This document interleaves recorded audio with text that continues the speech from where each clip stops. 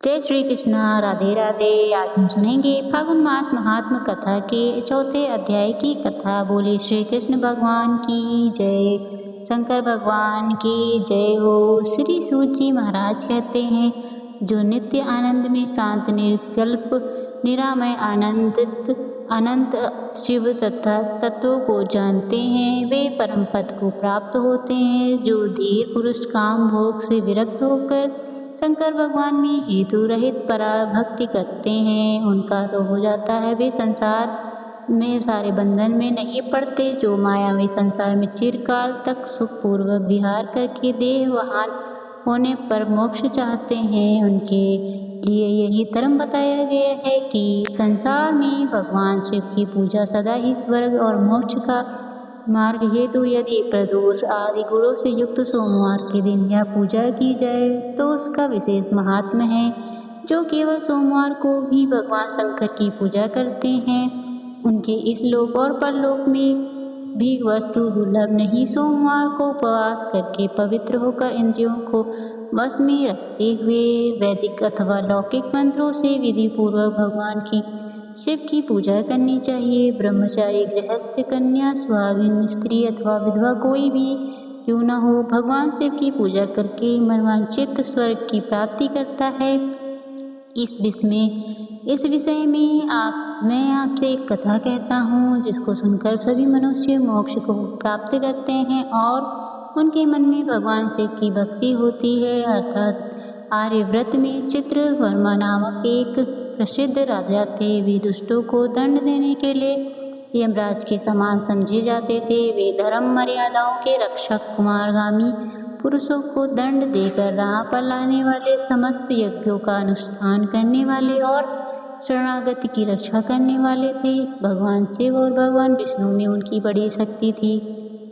राजा चित्रवर्मा ने अनेक परंपरा कर्मी पुत्रों को पारंगत अंत में एक सुंदर मुख वाली कन्या को प्राप्त किया। एक दिन जातक के लक्षण जानने के लिए ब्राह्मणों को बुलाया और कन्या की जन्म कुंडली के अनुसार भावी फल पूछे। तब उन ब्राह्मणों में से एक विद्वान ने कहा कि महाराज, यह आपकी कन्या मंथन नाम से प्रसिद्ध होगी। यह भगवती उमा की भांति मांगल्यमय, रानी दमयंती की भांति परम सुंदरी, देवी सरस्वती के समान सब कलाओं को जानने वाली और देवी लक्ष्मी की भांति अत्यंत सद्गुणों से सुशोभित होगी। यह 10 वर्षों तक अपने स्वामी के साथ आनंद भोगेगी और 8 पुत्रों को जन्म देकर उत्तम सुख का उपभोग करेगी। इसके बाद ब्राह्मण ने कहा, यह कन्या 9 वर्ष में विधवा हो जाएगी। यह इसका वज्राघात के समान दारुण वचन सुनकर राजा 2 घड़ी तक चिंता में डूबी रही। इसके बाद उन्होंने ब्राह्मणों को विदा करके, राजा ने सोचा सब कुछ भाग्य के अनुसार ही होता है, ऐसा सोचकर उन्होंने चिंता करना छोड़ दिया। मंथनी धीरे धीरे सयानी हुई। अपनी सखी के मुख से भावी भाव की बात सुनकर उसे बड़ा ही दुख हुआ। उसने चिंतामग्न होकर देवयोग मुनि की पत्नी मैत्री से पूछा, हे माता जी, मैं आपके चरणों की शरण में आई हूँ, मुझे सौभाग्य बढ़ाने वाले सत्कर्म का उपदेश दीजिए। इस प्रकार शरण में आई हुई राजकन्या से पतिव्रता देवी मैत्री ने कहा, हे सुंदरी, तुम शिव सहित पार्वती जी की शरण में जाओ और सोमवार को एकाग्र चित्त होकर स्नान और उपवास पूर्वक स्वच्छ वस्त्र धारण करके शिव पार्वती का पूजन करो। सोमवार के दिन शिव पार्वती की आराधना करती रहो, इससे बड़ी भारी विपत्ति पड़ने पर भी उनसे मुक्त हो जाएगी। घोर से घोर और भयंकर महाकलेश में पड़कर भी शिव जी की पूजा मत छोड़ना, उनके प्रभाव से तुम महान भय से पार हो जाओगी। इस प्रकार से मंथन को आश्वासन देकर वह पतिव्रता देवी अपने आश्रम में चली गई। राजकुमारी ने उनके कहे अनुसार भगवान शिव का पूजन आरंभ कर दिया। निषद देश में नल की पत्नी दमयंती के इस इंद्रसेन नामक एक पुत्र हुआ। जब राजा इंद्रसेन ने पुत्र त्याग हुए, नृपश्रेष्ठ चित्रवर्मा ने राजकुमार चंद्रगत को बुलाया। गुरुजनों की आज्ञा से उन्हीं के साथ अपनी पुत्री सीमंतिनी का विवाह कर दिया। उस विवाह में बड़ा उत्सव हुआ। विवाह के बाद राजकुमार चंद्रगत कुछ काल तक ससुराल में रहे और एक दिन राजकुमार यमुना के पार जाने के लिए कुछ मित्रों के साथ नाव पर सवार हुए। भाग्य से वह नाव यमुना के भंवर में मल्हार सहित डूब गई। यमुना के दोनों तटों पर भारी हाहाकार मच गया। इस दुर्घटना को देखने वाले सभी सैनिकों के विलाप से आकाश मंडल गूंज रहा था। डूबने वालों में से कुछ तो मर गए थे, कुछ को मगरमच्छ ने खा लिया और राजकुमार आदि कुछ लोग उस महाजल में अदृश्य हो गए। यह समाचार सुनकर राजा चित्रवर्मा बड़े व्याकुल हुए और यमुना के किनारे आकर मूर्छित हो गिर पड़े। श्रीमंतनी ने जब यह सब समाचार सुना, वह भी मूर्छित होकर धरती पर गिर पड़ी। राजा इंद्रसेन ने भी अपने पुत्र के डूबने का समाचार पाकर रानियों सहित बड़े दुखी हुए और शुद्ध खोकर गिर पड़े। इसके बाद बूढ़ों के समझाने पर राजा चित्रवर्मा धीरे धीरे नगर में आए और उन्होंने अपनी पुत्री को धीरज बंधाया। राजा चित्रवर्मा ने जल में डूबे हुए अपने दामाद का औदैहिक कार्यक्रम वहां आए और वे उनके बंधु बांधवों से करवाया। पति पिता समिंत्रिणी ने चिंता में बैठकर पति लोक में जाने का विचार किया, किंतु उसके पिता ने स्नेह के कारण उसे रोक दिया। तब वह अपना विधवा जीवन व्यतीत करने लगी। मुनि पत्नी जिस शुभ समाचार सोमवार का व्रत उपदेश दे रही थी, उसे सदाचार परायण श्रीमंत्री ने विधवा होने पर भी नहीं छोड़ा। इस प्रकार 14वें वर्ष की आयु में अत्यंत दारुण दुख पाकर वह भगवान शिव के चरणारविंद का चिंतन करने लगी। शिव जी की आराधना करते करते उसके 3 साल बीत गए। उधर पुत्र शोक से उत्पन्न राजा इंद्रसेन को बलपूर्वक दबाकर उसकी भाइयों ने सारा राज्य छीन लिया और उन्हें पत्नी सहित पकड़कर कारागार में डाल दिया। इंद्रसेन के पुत्र चित्रगुप्त की हुई और उन्हें पाताल लोक में ले गई। वहां पर राजा चंद्रगद ने दक्षिण नाग के परम अद्भुत रमणीय नगर में प्रवेश किया। इंद्र भवन के समान मनोहर एक सुंदर महल था, जो बड़े बड़े रत्नों की प्रकाशमय किरणों से उद्दीप्त हो रहा था। भगवान सूर्य के समान तेजस्वी तक्षक नाग को सभा भवन में विराजमान देखकर परम बुद्धिमान राजकुमार ने उन्हें प्रणाम किया और हाथ जोड़कर खड़े होकर तक्षक के तेज से उनके नेत्र चौंध आ रहे थे। नागराज ने मनोरम राजकुमार को देखकर उन्नावी होकर से पूछा कि यह कौन है, यह कहाँ से आया है। तब उन्होंने इसमें यमुना के जल में देखा कि कुल नाग का परिचय न होने के कारण हम इसे आपके पास ले आए हैं। और तक्ष ने राजकुमार से पूछा कि तुम ही बताओ किसके पुत्र हो, तुम कौन हो, कहाँ तुम्हारा देश और तुम वहाँ पर क्यों आए हो। तब राजकुमार ने भूमंडल में निषद नाम से एक प्रसिद्ध देश है, उसके स्वामी राजा नल वहाँ यशस्वी हुए हैं, पुण्य लोग माने जाते हैं। उनके पुत्र इंद्रसेन हुए हैं और इंद्रसेन का पुत्र हूँ मैं और मेरा नाम चंद्रगत है। मैं अभी नूतन विवाह करके ससुराल में रुका हुआ था और यमुना जी के जल में विहार करता हुआ देव की प्रेरणा से डूब गया। यहाँ नाग पत्नियाँ मुझे यहाँ आपके पास लेकर आई। जन्मांतर के उपार्जित पुण्य के प्रभाव से यहाँ पर मैंने आपका दर्शन किया, मैं धन्य हो गया। मेरे माता पिता कृतज्ञ हो गए क्योंकि आपने दया करके मेरी ओर देखा और आप मुझसे वार्तालाप कर रहे हैं। इस प्रकार अत्यंत मनोरथ उदारत वचन सुनकर तक्षक ने कहा, राजकुमार तुम भय नाना करो, धैर्य रखो और बताओ तुम संपूर्ण देवताओं में से किसकी पूजा करते हो। तब राजकुमार ने कहा, जो संपूर्ण देवों में महादेव कहे जाते हैं उनकी विश्वात्मा उमापति भगवान शिव की मैं पूजा करता हूँ, जो विधाता के भी विधाता कारणों के भी कारण तेजों में सर्वोत्कृष्ट तेज हैं।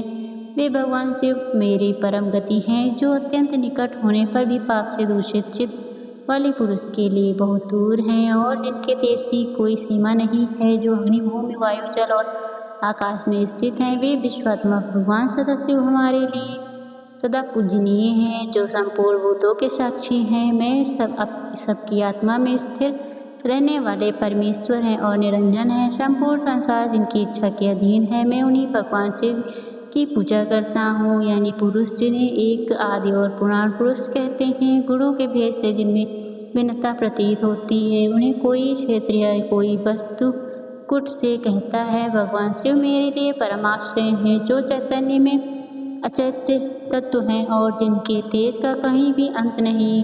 श्रुति के नेति नेति वचनों से विभिन्न प्रकार समस्त वस्तुओं का बाद में जिसके स्वरूप का निश्चय किया जाता है और आत्मा ज्ञानी पुरुष के मन में और वाणी की व्यक्तियाँ भी जिनके स्पर्श नहीं कर पाती, वे ही शिव मेरे पूजनीय हैं। गंगा जिनके मस्तक पर सदा सुशोभित रहती है, भगवती जगदम्बिका जिनके धाम में निवास करती हैं, तक्षक तत् और वासुकी नाग जिनके गानों के कुंडल हैं, वे चंद्रशेखर भगवान मेरे परम आश्रय हैं। राजकुमार की बातें सुनकर तक्षक का चित्त प्रसन्न हो गया। उनके हृदय में महादेव जी के प्रति नूतन भक्ति भाव वाला उदय हो गया और इससे इस प्रकार बोले हुए, राजेंद्र नंदन तुम्हारा कल्याण हो। मैं तुम पर बहुत प्रसन्न हूँ, क्योंकि तुम बालक भी होकर भी सर्वोत्कृष्ट परतत्व पर शिव तत्व को जानते हो। देखो यह रत्नम लोक है, यहाँ मनोहर नेत्रों वाली युवतियाँ हैं, मनवांछित कामना पूर्ण करने वाले कल्प वृक्ष हैं और ये अमृत रूपी जल से भरी हुई बावलियाँ। यहाँ मृत्यु का दारुण है नहीं, बुढ़ापा और रोग से यहाँ किसी को पीड़ा नहीं होती। तुम इच्छानुसार यहीं पर रहो और यथा योग सुखों का उपभोग करो। नागराज के ऐसा कहने पर राजकुमार ने हाथ जोड़ लिए और उनसे कहा, हे नागराज, मैंने समय पर विवाह किया है। मेरी पत्नी उत्तम व्रत का पालन करने वाली है और शिवपरायण में हम अपने माता पिता का इकलौता पुत्र हूँ। सभी लोग इस समय मुझे भरा हुआ मानकर महाशोक से घिरे होंगे, अतः मुझे किसी भी प्रकार यहाँ पर अधिक समय तक नहीं रहना चाहिए। आप कृपा करके मुझे उसी लोक में पुनः पहुँचा दें। तब नागराज दक्ष ने कहा, राजकुमार, तुम जब मेरी याद करोगी तब मैं तुम्हारे सामने प्रकट हो जाऊंगा। ऐसा कहकर उन्होंने राजकुमार को एक सुंदर घोड़ा भेंट किया, जो अपनी इच्छा के अनुसार चलने वाला था। अनेक प्रकार के दीपों समूह और लोकों में उनकी अपाति गति थी। इसके सिवा उन्होंने रथ में आभूषण, दिव्य वस्त्र और दिव्य अलंकार भेंट किए। सहायता के लिए सारी व्यवस्था करने के बाद नागराज तक्षक ने जाओ उसे प्रेम पूर्वक विदा किया। राजकुमार चंद्रगत घोड़े पर सवार होकर निकले और थोड़ी ही दूर यमुना के जल से बाहर आकर उस दिव्य अंश पर चढ़े हुए नदी के रमणीय तट पर घूमने लगी। इस समय पतिव्रता श्रीमंत्री अपनी सखियों से घिरी हुई वहां पर स्नान करने के लिए आई हुई थी। उन्होंने यमुना के तट पर मनुष्य रूपी नागधारी नाग कुमार के साथ भ्रमण करते हुए राजकुमार चंद्रगत को देखा। दिव्य अश्व पर आरूढ़ हुए आकार वाले उन राजकुमार को देखकर वही उन्हीं की ओर दृष्टिगत लगाए खड़ी हो गई। देखकर चंद्रगत ने भी मन ही मन में विचार किया, जान पड़ता है इन्हें मैं पहले भी कहीं देखा है। उसके बाद मैं घोड़े से उतर और नदी के किनारे आकर बैठ गई। उन सुंदरी को समीप बुलाकर बैठाया और पूछा, तुम कौन हो, किसकी पुत्री हो, किसकी कन्या हो। और उस समय श्रीमंत्री लज्जावश कुछ बोल न सकी। उसकी सखी ने सारी बात बताई। इसका नाम श्रीमंत्री है, यह निषाद राज इंद्रसेन की पुत्रवधू है, युवराज चंद्रगत की रानी है और महाराज चित्रवर्मा की पुत्री है। दुर्भाग्य के कारण इनके पति इस समय महाजल में डूब गए हैं और इससे इन्हें वैधव्य का दुख प्राप्त हुआ है। इसी कारण यह बाला शोक में सूखी जा रही है। अत्यंत प्रबल शोक में इन्होंने 3 वर्ष व्यतीत कर दिए। आज सोमवार है, इसीलिए यहाँ पर यमुना जी में स्नान करने आई हैं। इनके ससुर का राज्य वे शत्रुओं ने छीन लिया और बलपूर्वक उस पर अधिकार जमा लिया है और वे महाराज और अपनी पत्नी के साथ उनकी कैद में पड़े हैं। यह सब होने पर भी निर्मल अंतःकरण वाली समाचार परायण राजकुमारी पति सोमवार को भक्तिभाव के साथ पार्वती श्री सहित महादेव जी की पूजा करती है। उत्तम व्रत का पालन करने वाली श्रीमंत्री ने अपनी सखी के मुख से यह बातें कहलवा कर श्री राजकुमार से पूछा, आप कौन हो, आपके सर्ववर्षीय दोनों पुरुष कौन हैं? आपने मेरे वृत्तांत को एक स्नेही की भांति क्यों पूछा है? हे महाब, मुझे ऐसा जान पड़ता है कि मैंने आपको कहीं देखा है। आप मुझसे किसी स्वजन की भांति प्रतीत होते हैं। इतना कहकर राजकुमारी मंत्र नेत्रों से आंसू की धारा बहती हुई बहुत देर तक रानी रोती रही और मूर्छित होकर पृथ्वी पर गिर पड़ी। अपनी प्रियतमा के शोक का कारण सुनकर चंद्रगत भी शोक से व्याकुल हो गए और 2 घड़ी तक वहीं चुपचाप बैठे रहे। इसके बाद श्रीमंत्री उठकर राजकुमारी को बार बार देखने लगी। उसने पहले देखे हुए अंग, चिन्ह, स्वर और दक्षिणों अवस्था के परम रंग, रूप आदि की परीक्षा करके निश्चय किया कि अवश्य ही ये मेरे पति हैं, क्योंकि मेरा हृदय प्रेम से अधीर होकर इन्हीं में अनुरक्त हुआ है। परंतु क्या मुझ अभागिनी को अपने मरे हुए पति का दर्शन हो सकता है? यह स्वप्न है या भ्रम है?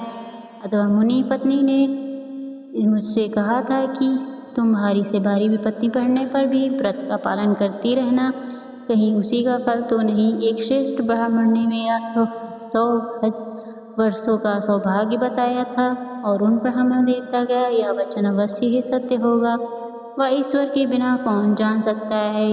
इधर प्रतिदिन मुझे मंगल सूचक शुभ सुकून दिखाई देते। देवी पार्वती के प्राणनाथ भगवान शिव के प्रसन्न होने पर देहधारियों के लिए कौन सी वस्तु दुर्लभ हो सकती है। इस तरह के विचार करके उसने अपने मन ही संदेह को दूर कर लिया। अपने विचारों को खोई देखकर राजकुमार ने कहा, मैं तुम्हारे पति के शोक संतप्त माता पिता को यह समाचार बताने के लिए जा रहा हूँ। तुम्हारा कल्याण हो, तुम्हारे पति तुम्हें शीघ्र ही मिलेंगे। और ऐसा कहकर राजकुमार घोड़े पर सवार हुए और अपने दोनों सहायकों के साथ शीघ्र ही अपने राज्य में जा पहुँचे। वहाँ नगरोद्यान के समीप स्थित होकर उन्होंने नारद राजपुत्र राज्य को सिंहासन पर अधिकार जमाए हुए अपने बंधुओं के पास भेजा। नाथ कुमार ने शीघ्र जाकर उनसे कहा, तुम लोग महाराज इंद्रसेन को अविलंबित कारागार से मुक्त करो और सिंहासन छोड़कर हट जाओ। महाराज के पुत्र चंद्रगत पाताल लोक से लौट आए हैं। तुम आनाकानी नहीं करो और नहीं राजा चंद्रवत के बाण तुम्हारे प्राण हर लेंगे। यमुना जी के जल में डूबकर नागराज रक्षक के घर जा पहुँचे थे। वहीं से उनकी सहायता पाकर पुनः इस लोक में आए हैं। नाथ कुमार की कही सभी बातें सुनकर शत्रुओं ने भी अच्छा, बहुत अच्छा कहकर उनकी आज्ञा स्वीकार कर ली और महाराज इंद्रसेन को उनके खोए हुए पुत्र के पुनः लौट आने का समाचार बताकर उनका सिंहासन लौटा दिया। महाराज को प्रसन्न करके वे लोग सभी भयभीत बने रहे। मेरा पुत्र आ रहा है, यह बात सुनकर राजा प्रेम के आंसू बहाते हुए आनंद में डूब गए। और यही दशा महारानी की भी थी। इसके बाद सब नागरिक प्रथम पुरोहित आगे जाकर राजकुमार चंद्रगत से मिले और हृदय से लगाकर उन्हें महाराज के समीप ले आए। भवन में प्रवेश करके अश्रु वर्षा करते हुए राजकुमार ने माता पिता के चरणों में प्रणाम किया। चरणों में पड़े हुए पुत्र को उठाकर राजा ने उसे अपने हृदय से लगाकर फिर माता को प्रणाम कर उनका आशीर्वाद लिया। और फिर राजकुमार अपने नगरवासियों से मिले और उस सबको यथायोग्य सम्मान दिया। पुनः सबके साथ राज्यसभा में बैठकर उन्होंने वृत्तांत अपने पिता से कहा। नागराज रक्षक ने मित्रता होने की बात भी कही। राजकुमार का चरित्र देखकर और सुनकर राजा इंद्रसेन बहुत हर्ष से बहल हो गए। उन्होंने अपने मन में माना कि मेरे पुत्र वधू मेरे भगवान महेश्वर की आराधना करके इस अनुपम सौभाग्य का अर्जन किया है। निषाद राज या मंगलमय वार्ता दूतों के द्वारा महाराज चंद्रगुप्त वर्मा को कहलवा कर वार्ता सुनकर महाराज चित्रवर्मा आनंद से विहत हो गए और बड़े वेग से उठकर उन्होंने संदेवा को उपहार में बहुत सा धन दिया। फिर पुत्री को बुलाकर उन्होंने वैतन के चिन्हों का प्रयाग करवाया और नाना प्रकार के आभूषणों से उसके विभूषित किया। उसके बाद समूचे राष्ट्र के गांव नगर आदि में बड़ा भारी उत्सव मनाया गया। सब लोग राजकुमारी समीरमती के सदाचार की बड़ी प्रशंसा की। राजा चित्रवर्मा ने इंद्रसेन के पुत्र चंद्रगत को बुलाकर श्रीमंतन को उनके साथ विदा कर दिया। राजकुमार चंद्रगत ने रक्षक के घर से लाए हुए रत्न आदि आभूषण के द्वारा जो मानव मात्र के लिए अत्यंत दुर्लभ माने जाते हैं अपनी पत्नी को अलंकृत किया। तपते हुए स्वर्ण के समान सुशोभित 40 कोस तक जाने वाली सुगंध से युक्त आरंगासी मंथन को बड़ी शोभा हो रही थी। कमल के केसर के समान रंग वाले कल्प पुष्प से बनी हुई कभी न घूमने वाली माला भी सती सी मंथन श्रीमंती की शोभा बढ़ा रही थी।